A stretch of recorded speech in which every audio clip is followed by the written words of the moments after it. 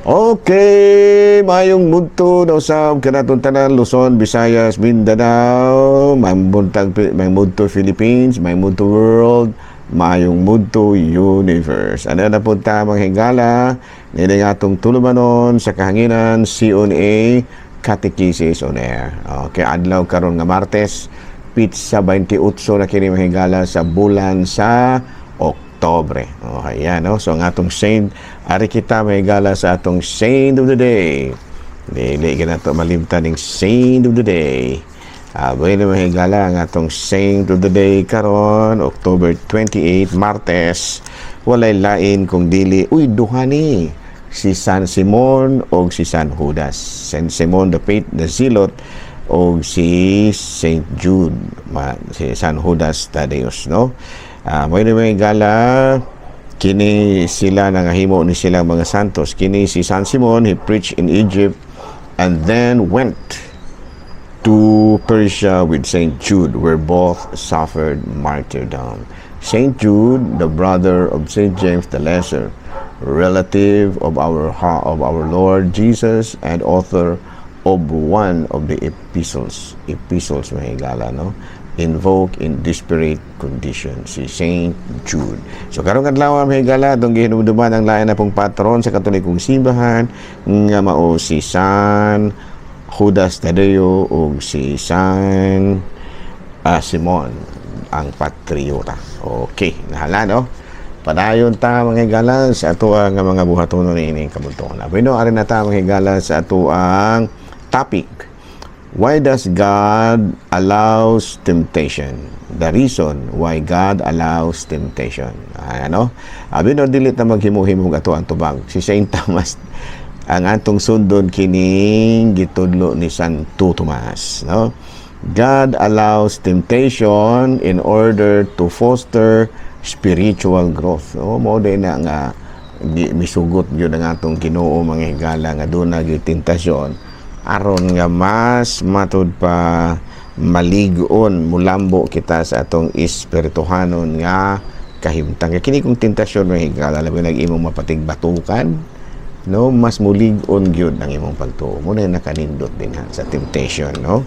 Kay matud ba mo nang gialaw sa Ginoo kay ngano man makatabang man aron nga mulambo kita sa atong espirituhanon nga kahimtang. And number 2, it can strengthen our faith, no? Sa ato pa makapalig-on pa sa atong pagtuo mga higala, no? Nga mura bag kana bitaw atong matun-an kung unsa ang mga matang sa tentasyon muna nga makamulig-on pag yun ang atong pagtuan. It can allow for the exercise of free will, no? Sa ato pa mas mabansay nato mga higala, no? Ang atuang pagbansay sa atuang free will kana bitong katungod sa paghukom kung unsay maayo, kung unsay dautan, no? To foster spiritual growth, a true follower of Christ always call on Christ in all situation, temptations, sacrifices, joys, grief, and sorrows, no?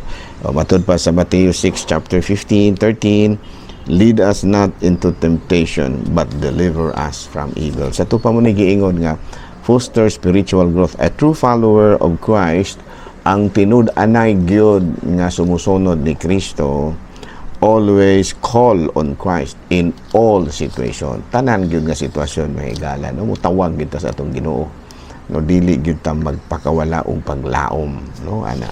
And number 2, it can strengthen our faith, no? Mas mulig-on pag yun ang atong gibato ng pagtuo. The mere forms sa gini mahigala, no?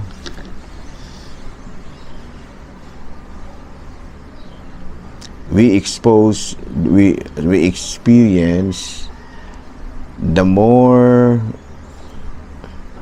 nga milig-on, no? The more nga mulig-on pagyud ang ato ang pagtuo, no? The more forms of temptations atong masugatan, mas mulig-on pag yun ang ato ang pagtuo, no? Unya, allow for the exercise of the will, no? The mercy, appreciate nimo ang imuhang matud pa freedom to choose. Sample story, no? Kini bitang mga santos, mga higala nga gilalog sa mga mabangis ka mananap, kastila nangantara, they were singing all praises to God, no?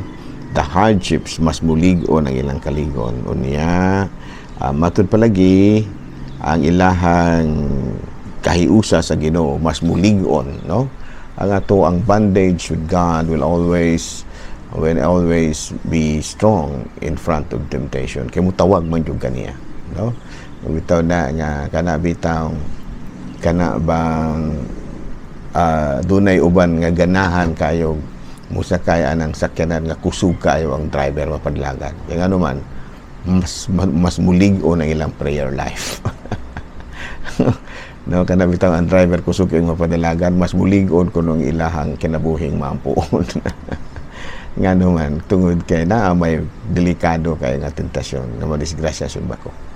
Okay, dapat no. Binos ako na ginaingon mahigala kagahapon dito mi sa kuan. Dito may sa Kabangkalan. Nandito yung Kabangkalan ba mahigala, no? Ang ilahang simbahan dito, ang patron Saint Francis Xavier. Unya, medyo nahuman-human na, niya nagka-istorya medyo ilang kura paruko, nalimot ko sa pangalan. Expected ka karong December 3, ilan ang inagurahan ang ilahang simbahang bago. Naagyon mismo sa tunga-tunga sa katubhan. May mga tunga-tunga sa kandili. Tunga-tunga sa katubhan. Pero limpyo na. Limpyo na siya. No? Sabi na, no? Sa pasalawaton kitag dako mahigala nga karong tuiga gitagaan kitag kahigayunan nga ma-avail nato ang matud pa plenary indulgence through our sacrifices, especially during pilgrimages of hope. Okay? So din nila sa takuto mahigala ha, medyo na bisi-bisi kita ro gamay kitungod lagi ni ining ubay-ubay putag mga trabahoon gikan pa kung naabot gahapon mga alas kuan siguro may naabot mahigala mga alas 5 pasado kaya nang hapit pa man pud may isa mabinay noon niya medyo gipapa-snack sa pud ni padre kini di padre dito no primo taok no buna nga medyo nadugay-dugay gyud tay kay lisod man pud kay dili nato pud in taon kalingawan o inom tong giandam nila nga balera bandaghana no. Nahala no may muto na kanaton tanan mga higala sa ako na ginaingon medyo mubo sa taron og session kay bago pa mig naabot nya wala pa bisi-bisi pa gamay ugma bason mo boy taas-taas na ni ato ang programa. Daghang salamat og maayong mudto Pilipinas.